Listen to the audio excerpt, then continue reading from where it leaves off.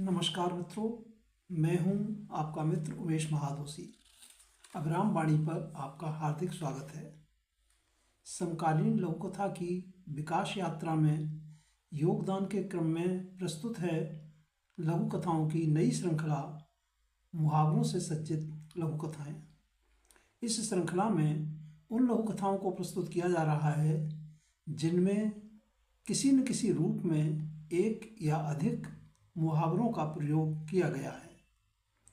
इस कार्यक्रम में प्रत्येक रविवार को एक या दो लघुकथाएं प्रसारित की जा रही हैं। नई पीढ़ी की लघुकथाएं कार्यक्रम के स्थान पर मुहावरों से सज्जित लघुकथाएं कार्यक्रम अगली सूचना तक जारी रहेगा।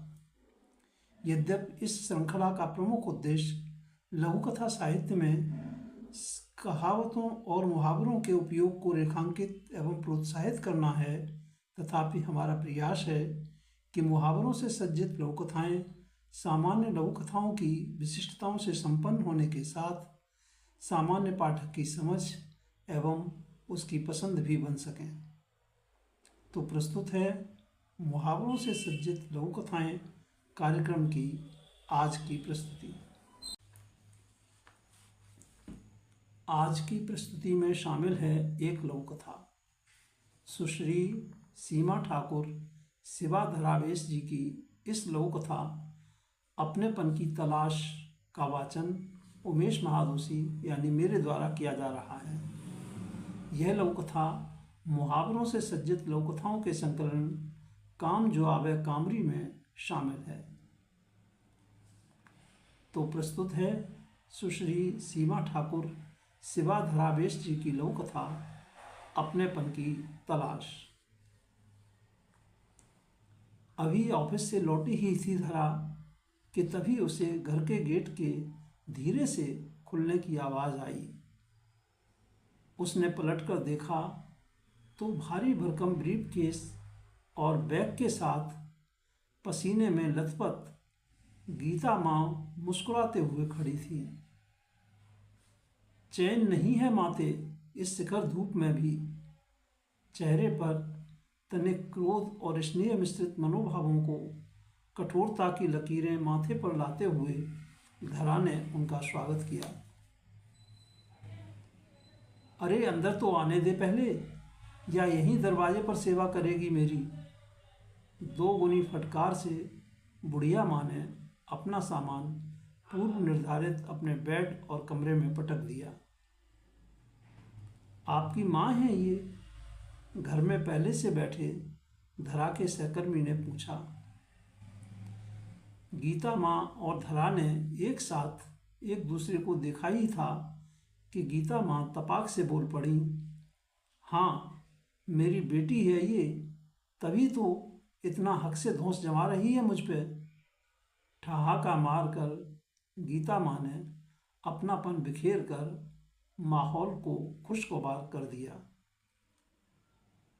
अरे जा चाय बना जल्दी से, फिर बैठकर गपशप करेंगे। ऑफिस की थकान को छिपाते हुए धरा ने चाय बनाकर सामने रखी ही थी कि तभी गीता माँ ने अपना बैग खोलकर अपने साहित्यिक सम्मान पत्र और किताबें सामने रख दी। क्या माते, चाय के साथ ये किताबें खाएंगे या फिर बिस्किट? धरा ने उन्हें छेड़ दिया। साथ बैठा सहकर्मी उन दोनों की इस विचित्र वार्ता को सुनकर कुछ उदासीन सा लगा और कुछ देर बाद ही उठकर चला गया। माँ अब कुछ आराम कर लेते हैं, ठीक है?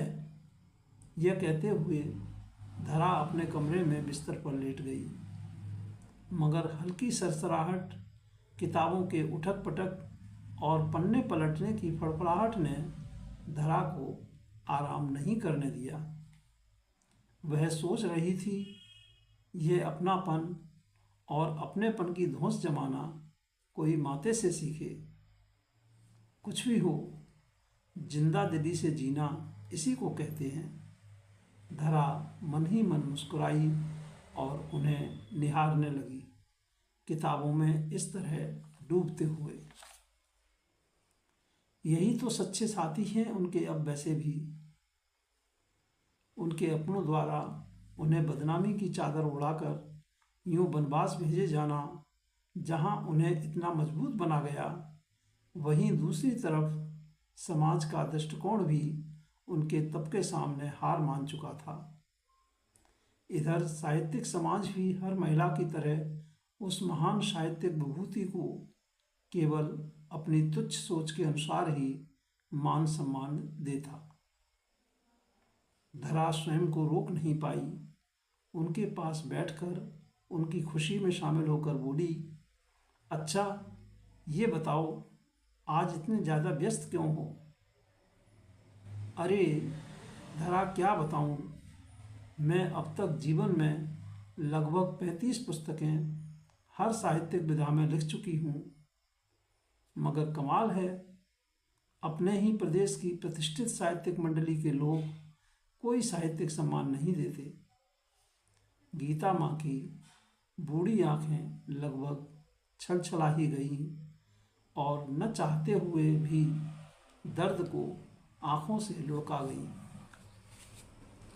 माते, आपको भारत के विभिन्न प्रदेशों से ढेरों मान सम्मान प्राप्त हुए हैं, जो शायद किसी भी लेखक अथवा साहित्यकार को नहीं मिले हैं अब तक।